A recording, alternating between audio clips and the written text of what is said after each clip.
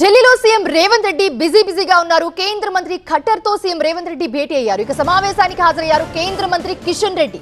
Hyderabad metro phase 2 సహా పట్టణాభివృద్ధి ప్రాజెక్టులు, ఆర్ఎఫ్ఎస్సి లోన్లపై చర్చ జరుగుతోంది.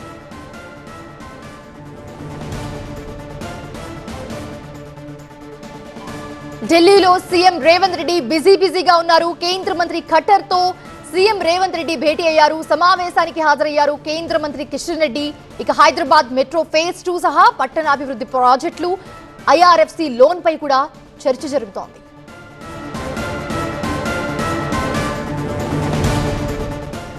రైట్, ఇదే అంశానికి సంబంధించి మా బ్యూరో చీఫ్ గోపి మరిన్ని అప్డేట్స్ అందిస్తారు. గోపి, ప్రస్తుతం సీఎం రేవంత్ రెడ్డి కేంద్ర మంత్రి ఖట్టర్ తో సమావేశమయ్యారు. ఏంటి ఈ భేటీలో ఏం చర్చలు జరిపారు? అప్డేట్స్ ఏంటి?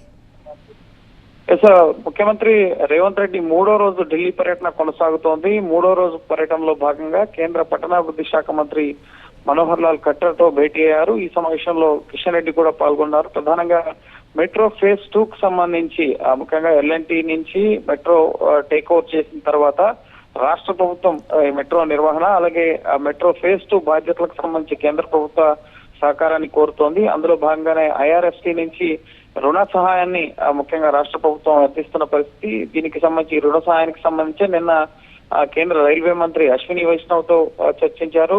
ఈ రుణ సాయం ఆగిపోవడానికి సంబంధించి కిషన్ రెడ్డిపై అనేక విమర్శలు చేశారు రేవంత్ రెడ్డి.